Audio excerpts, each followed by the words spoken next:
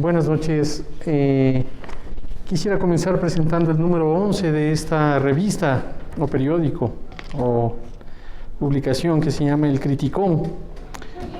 Sale cada 15 días, trae en su portada un dibujo de Roque, como siempre, y dice Plata Sucia la portada. Trae también un artículo de J.P. Solís, El náufrago, borregos versus florindos, un collage de Stephanie Baca, que se dedica ya desde hace algunos años al collage.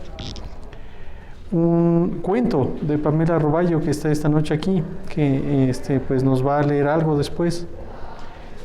Pamela, además de escritora, es pues artista plástica, pintora. Nos ha contado eso aquí mismo en el Club Criticón.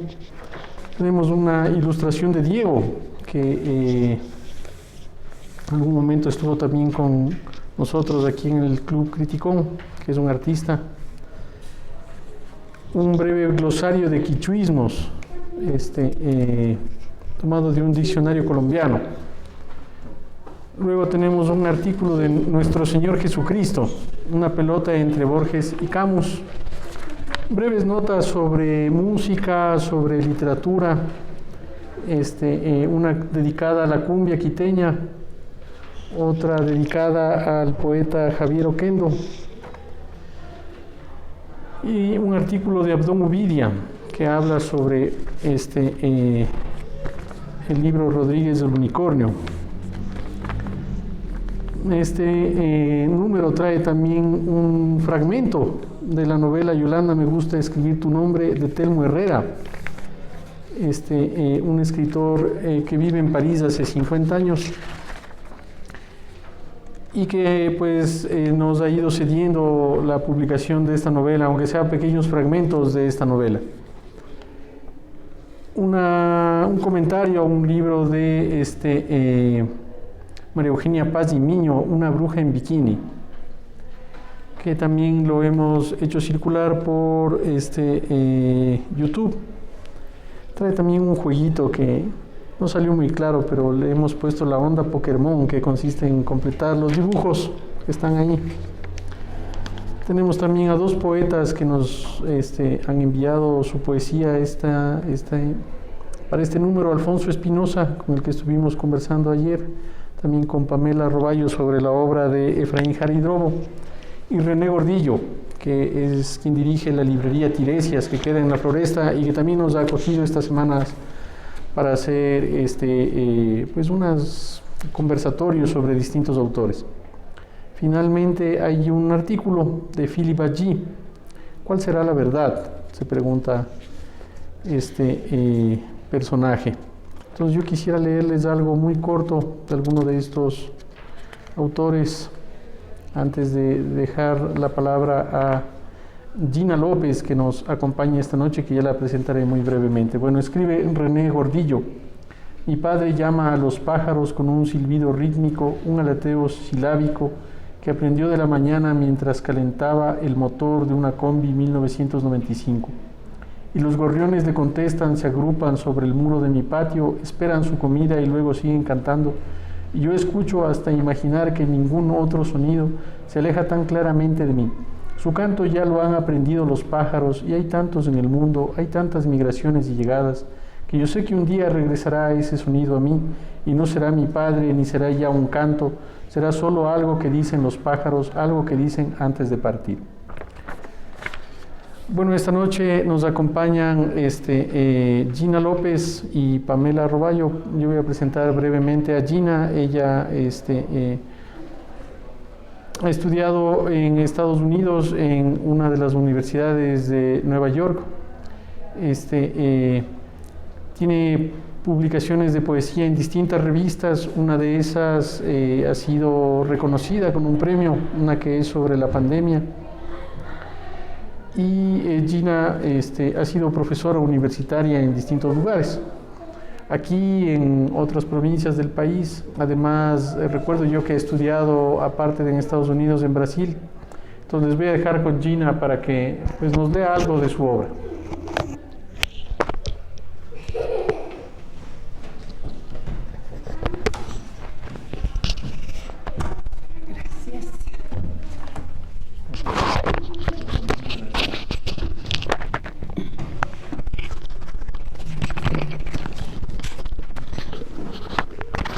Eh, Buenas noches.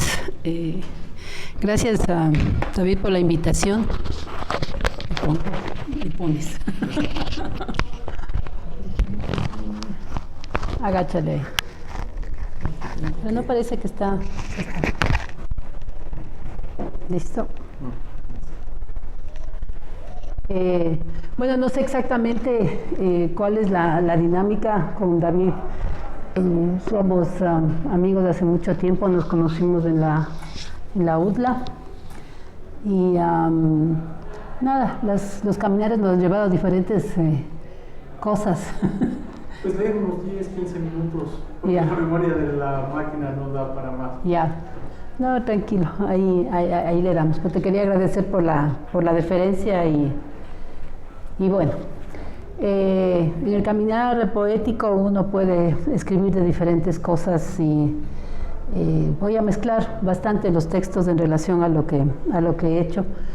Uno de los momentos más duros de mi vida en los últimos años fue la pérdida de mi madre, así que voy a comenzar por ahí. Seguramente les lea también un poema justamente de la ciudad donde me formé literariamente, en Nueva York. Y bueno, algunas otras cositas que irán saliendo. Y te felicito porque es el 11 de tu revista. Eso es tenacidad. Bueno, este se llama Escombros. La mañana en que murió mi padre, se marchó el lenguaje. Llegaron a casa las grietas, con sus abismos silenciosos. Se quedaron sus relojes y muchas de sus pertenencias. Sigilo absoluto. Madre, te inventaste una imagen férrea para afrontar al mundo. Te convertiste en un verdadero roble. Desde hace ya 40 años sin él. En las hojas caídas sobre el viento leí tu vejez. Y cuando la muerte te sopló los párpados, hubo solo una pregunta que continúa asomándose al umbral. ¿Dónde ocultaste todos tus escombros?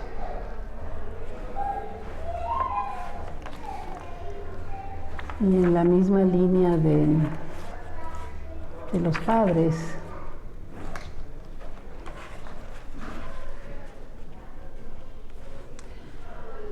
este oleaje de caracolas enmudecidas, las perlas vistiendo tu cuello, cuando los acantilados nos dividen y las estrellas flotan en la sombra.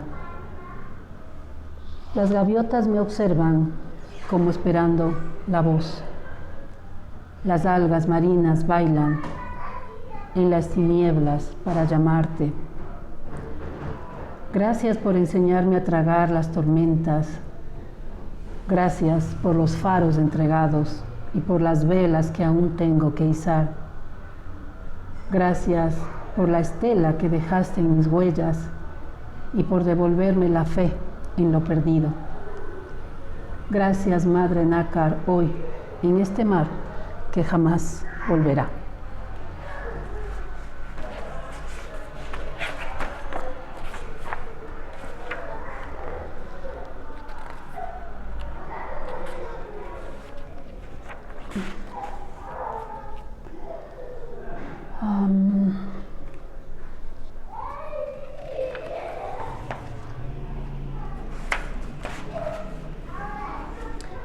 El poema que no se dice. Cual tirano equivocado, la última palabra la tenías tú. Te faltó dulzura, te sobró poder. Fuimos peces en una pecera en la que nos deslizábamos a tu antojo. Fuimos las otras, las mudas, las tontas, las ciegas. Decretabas qué decir y qué no. Callarán nomás. Era tu sentencia final. Nos convertiste en marionetas vendidas al silencio. Y tuvimos miedo de decir miedo de hablar, miedo de ser y de pensar. Miedo, miedo, miedo estrepitoso, brutal. Hiciste un hogar donde el vocablo dulzura se esfumó y aún tengo miedo de que escuches cuando me pregunto, ¿quién seré? ¿Quién seré? La solitaria, la llorona, la que continúa tratando de ser poeta.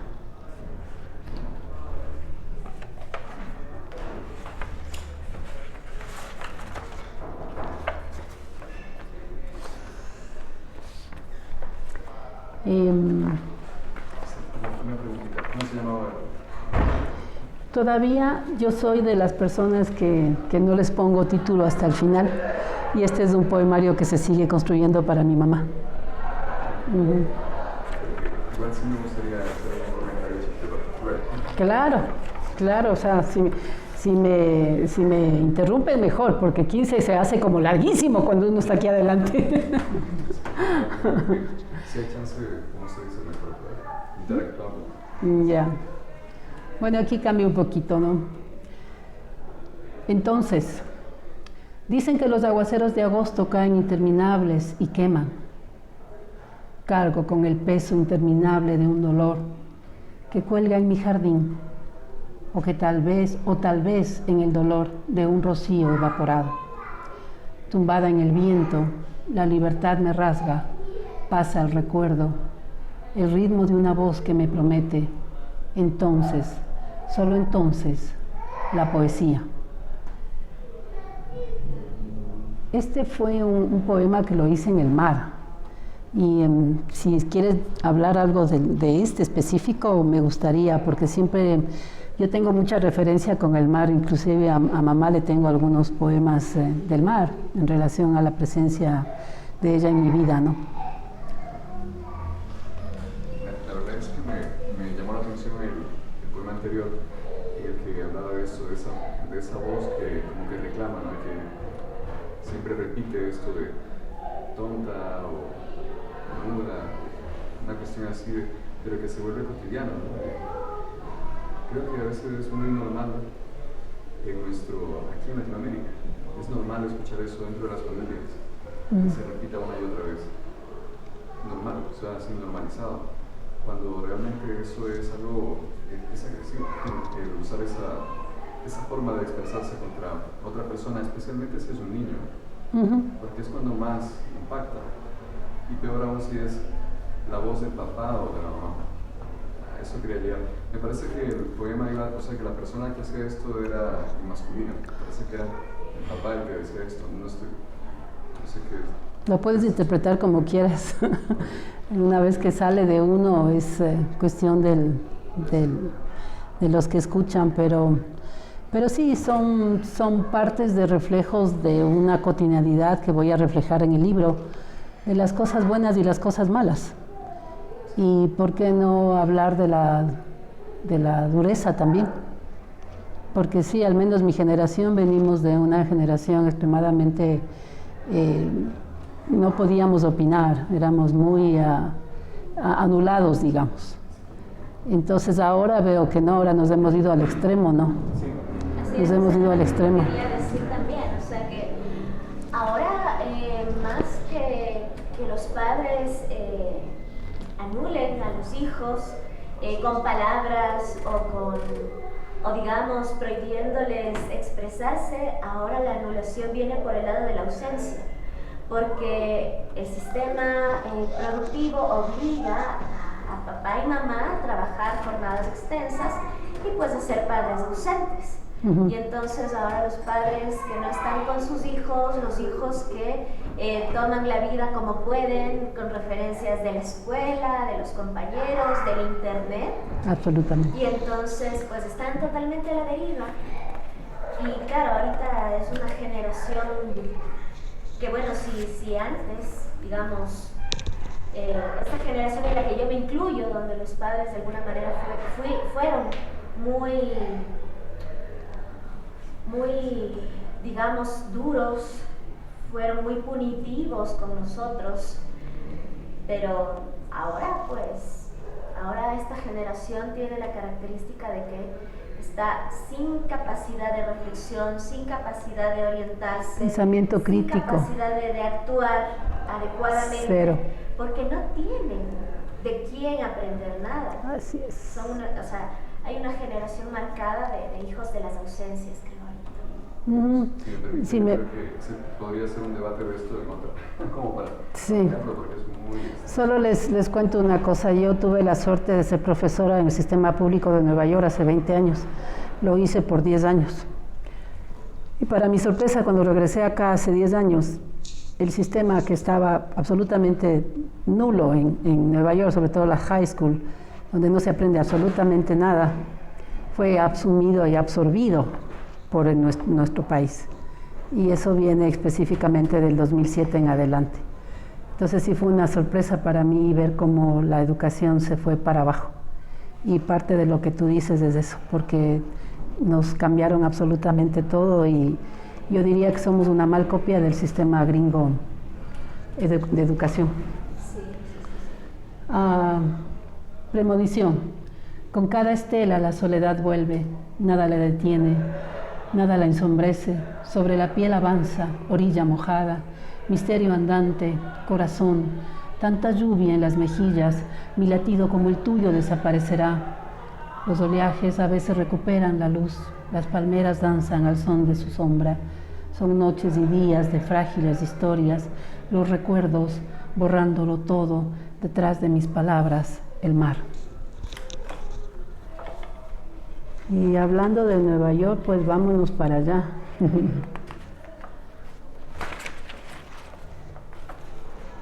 Yo viví 15 años allá. Nueva York no es el nido de ilusiones, es el lugar donde arrañan los rascacielos, donde se enredan los muros colosales, es el lugar de las conquistas posibles, es el lugar del abanico cultural único. Bienvenido a América. No es el romántico Hollywood, es el lugar de los amantes del cosmos, de la cultura, de la lengua, del furor del fuego. Aprender a degustar el shawarma, los tacos matza, bols, soup, bandeja paisa, tortilla española o el risotto italiano es mantener la llama encendida. Nueva York no es el sueño americano, es la ciudad sin sueño, donde se esculpe el destino.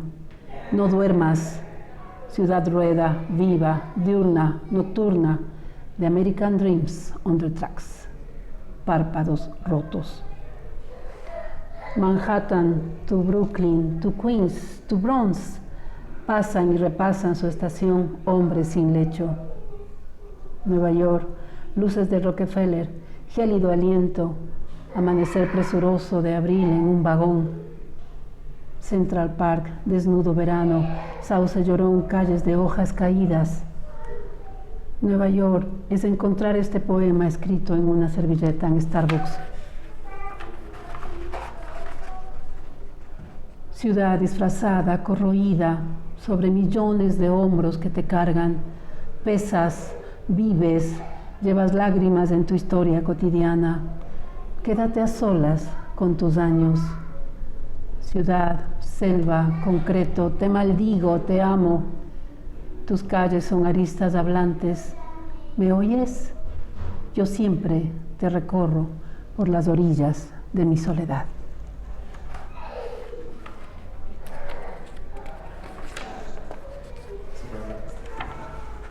Comentar un poquito, ¿no? Lo que es la experiencia de haber estado fuera del país y de haber visto otras realidades y de cómo se percibe esto de la distancia.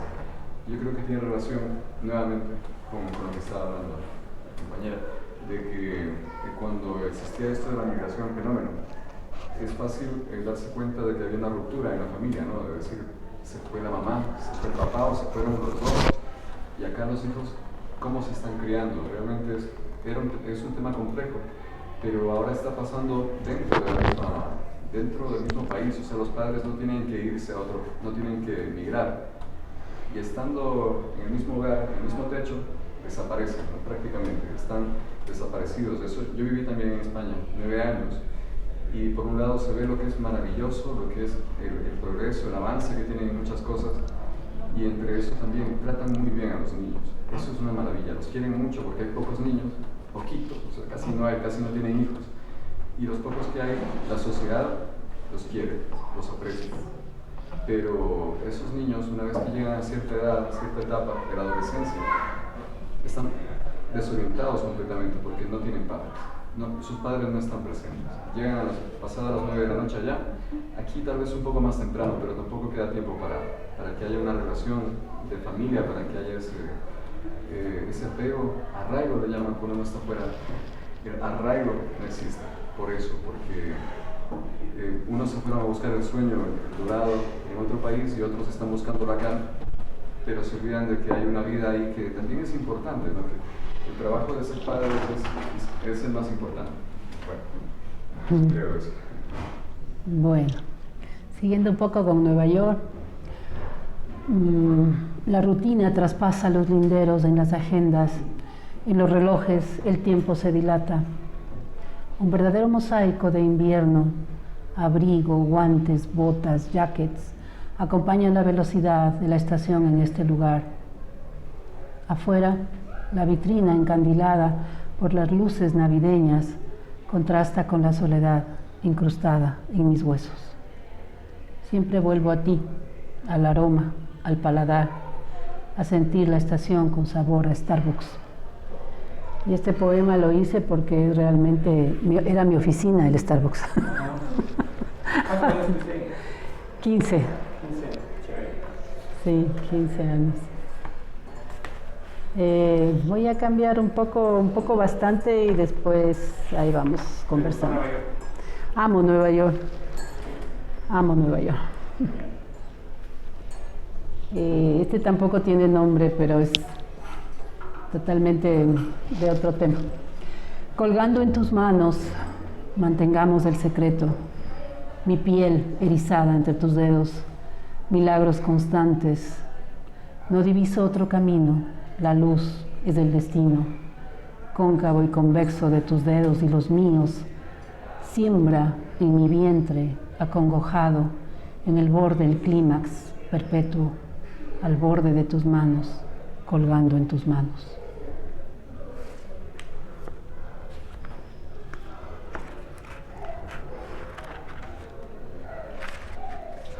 Ya que estábamos hablando de España. Conquista. Recordar no quiero algunas historias en tierras de Castilla, decía Antonio Machado. En un lugar de la Mancha, Dulcineas nunca fueron princesas, heroínas nunca fueron rescatadas, damas nunca fueron entendidas, ni descubiertas, ni amadas. Mi verso pasa por el umbral de tu rostro, donde vuelvo a encontrar tu mancha, en la que me pierdo, de la que soy tu sierva y esclava, en la tierra malparida de mi ocaso. Me encantó ese. Ese no quiero decir que es muy personal, así que lo dejo a la imaginación. No hace comentarios. Absolutamente no. La verdad es que es una experiencia maravillosa. Primero salir del país, a conocer otras culturas. Y en España, por lo menos, se encuentra gente de todas partes del mundo. Es increíble. Y lo que recuerdo mucho del latino, de acá, o sea, el arraigo que uno tiene con su patria, es decir, es que mi país es el mejor. Colombia es el mejor país del mundo. Ecuador es el mejor. Perú es el mejor. Dile eso a un mexicano. Sí, pero todos te van llevando por delante. Pero sin embargo, estábamos todos reunidos en un mismo lugar y nadie decía, España también es bonito. Chicos, estamos aquí. No, hay como una especie de resentimiento, de rencor. ¿Crees? Pero y ya cuando uno vuelve uno dice, sí era bonito, sí era genial, era otra forma de vida. Al menos había un respeto, había respeto. Yo creo que para bien o para mal las cosas han ido evolucionando y en España las cosas se están complicando mucho, se está yendo, hay muchas cosas, ¿no? Yo creo que en esta vida todo lo que brilla y todo lo que está bien hay que cuidarlo y hay que tratar de mejorarlo, y si no se hace ese proceso se cae, y eso está pasando en Europa. Bueno, ahora volvemos a Quito, a la casa. Orificios. Casona de recuerdos pálidos, ahogados en tristeza. Mi corazón tiembla con el dolor de la soledad. Casona de puerta amarilla, como helado de crema, de ventanas mosaicos ubicados como cárceles en el alma. Un cuadro. Paredes lúgubres, húmedas, como los vientos de invierno que atraviesan el cuerpo, dejando la sensación de pérdida y no saber de qué. La novia espera cabeza baja, espíritu tenue, blanco, fino, fino blanco. La luz penetra tu vestido, pureza, azares, compromiso. Casona habitada por el fantasma sin cielo, inquieto rondando el jardín. Casa azul, antigua, vieja, nostálgica, quisiera que seas olvido. Memorias espiando sus vidas por los orificios del tiempo. Y esto me lo escribí hace muchos años al gran Pedro Gil. ¿Le conociste al Pedro? Bohemia. Aparece el poeta en la mañana a cuestas, rumiando su verso en las noches de desmanes y desamor. Aparece el maleante de la botella, con sus ojos profundos pidiendo centavos de perdón. Aparece el bohemio de las cervezas, de licores putrefactos, de bares prostíbulos donde forjó su rima. Aparece el condenado de la sobredosis de letras, de traumas, de vicios, de honestidad. Aparece el buscador de amor, el traicionado, el traicionero de su propio mundo de felicidad. Aparece el que recibe aplausos por parir sus palabras, desnudas, solas, todopoderosas. Aparece cabeza gacha diciendo que la literatura lo liberó. Extraño destino del que se salva rumiando su doloroso, oloroso talento. Y creo que ahí, o seguimos. ¿A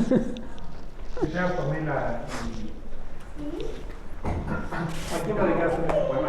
Al Pedro Gil. ¿Quién es Pedro Gil? Pedro Gil fue el poeta maldito puesto por él mismo, ¿no? Ecuatoriano, y que realmente escribía a lo Bukowski. Sí. Y murió de la manera más absurda porque el Pedro era drogadicto y borracho y le atropelló un borracho. Ya. Y así murió el Pedro. Justo cuando estaba allá en Plaza Reunidas.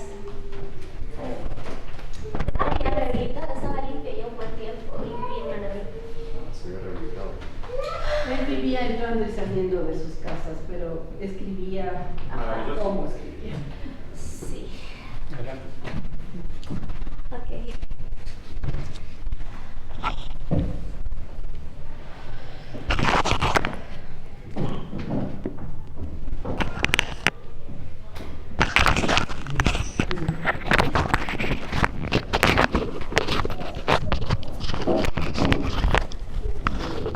Hola, hola. A ver. Hola, ahí estamos. Bueno, muchas gracias por estar aquí. Voy a leer justamente el cuento que Revista El Criticón lo ha publicado en este número 11. Felicito mucho la labor de David por propiciar estos encuentros y por haber sostenido este proyecto hasta este número 11 de la revista. Realmente mereces un aplauso y toda mi admiración por tu tenacidad en un país en donde hacer gestión cultural es tan complicado. Y pues resulta que este emprendimiento promete mucho. Y pues mientras esté, pues vamos a estar ahí siempre. Ojalá que por mucho, mucho tiempo. Este cuento se llama Secreto de Alcoba y dice así. El despertador sonó a las 6 de la mañana.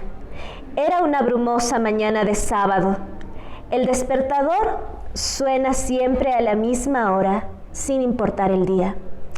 Siempre se me olvida reprogramarlo para los fines de semana. Es espantoso despertarse a las 6 de la mañana con la resaca del vino barato, el mal sexo y el sueño de apenas 3 horas. Todo se ve borroso. Esta habitación parece tener por dentro una bruma más espesa que la de afuera. Mis sienes laten, mi mano se extiende hacia la veladora. Tomo el despertador y lo arrojo con rabia y se estrella contra la pared. El molesto sonido de la alarma aún resuena en mis oídos. Me incorporo en la cama y miro el desorden. La ropa tirada en el suelo y 4 botellas vacías esparcidas por la habitación. Trato de incorporarme, pero me siento mareada. Me recuesto nuevamente y cierro los ojos. Odio los sábados por la mañana más que los lunes.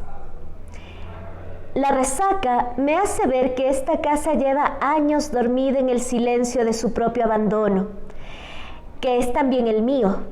Anoche, en el jardín, pude ver esta casa como una figura que respira, impregnada de memorias atrapadas en las paredes.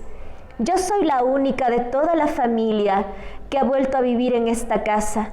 Ni mi madre ni mis hermanos quieren volver a poner un pie en sus tablas húmedas y quebradizas que ceden bajo cada paso. Ellos me dijeron que jamás volverían, porque aquí habita el espíritu del monstruo, que nos atormentó desde que mis hermanos y yo tenemos memoria. Ese mismo monstruo que un día nos echó de la casa a mi madre y a mis 2 hermanos menores. Seguro de que volveríamos a rogarle de que se compadeciera de nuestra desgracia y nos permitiera habitar en la casa de nuevo, con la condición de que nunca más me iba a atrever a gritar ni a reclamarle cuando por las noches se metía a mi habitación y metía bajo las mantas su mano helada para acariciarme el ombligo primero y luego la entrepierna. Recuerdo haber despertado muchas mañanas con el monstruo dentro de mi cama. Tantas veces ocurrió que la frustración, el horror y el asco se convirtieron en resignación.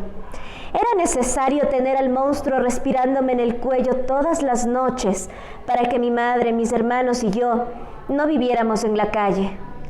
Así transcurrieron varios inviernos y veranos. Mi cuerpo comenzó a mutar, dejaba de ser capullo para convertirse en crisálida.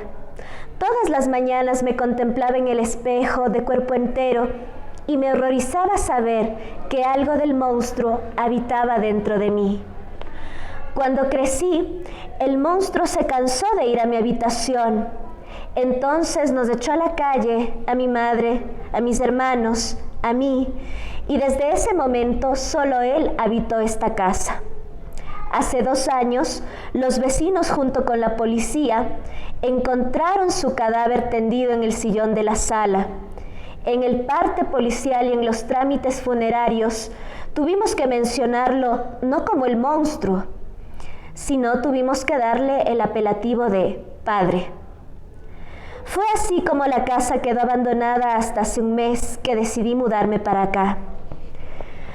Al cruzar el umbral, un frío inusual penetró en mis huesos y un ligero aroma a moho mezclado con el que parecía un rastro de perfume floral flotaba en el aire. Reconocí la entrada que tantas veces había visto en mis sueños luego de que el monstruo nos echara. Esta entrada daba a un pasillo angosto cuyas paredes, antaño blancas, ahora exhibían un manto de grietas que parecían fracturas en una piel vieja. El salón principal era el lugar donde la penumbra se asentaba más densa, como si esa oscuridad fuera un visitante frecuente que ya conocía el camino. Allí los muebles permanecían cubiertos de sábanas grises que se movían apenas cuando el viento se filtraba por alguna rendija. Todo estaba en su lugar y a la vez cada cosa parecía estar desplazada de su esencia, como si los objetos hubieran perdido su propósito de ser usados o vistos. En la cocina, los restos de una vajilla rota descansan en el suelo, fragmentos de tazas y platos de colores apagados por el polvo. Al fondo, veo la escalera de madera que conduce al piso superior. Cada peldaño emite un lamento, cada paso. Un lamento que parece venir desde las raíces mismas de la casa, como si su estructura estuviera intentando advertir que algunos secretos no deben desenterrarse. Arriba, en la que fue mi habitación, el espejo cubierto refleja las sombras que parecen moverse a través de la tela que lo tapa, como si el mismo reflejo esperara el regreso de quien solía mirarse allí cada mañana. Es imposible decir si la tristeza viene de la casa o de quien la observa. Hay una presencia que respira entre las grietas y los restos de lo que alguna vez fue nuestro hogar. Esta presencia lúgubre habita no solo la casa, sino también en mí. Y pues... sí, dime. Pero voy a parar la grabación porque no tiene mucha memoria y después no puedo subir.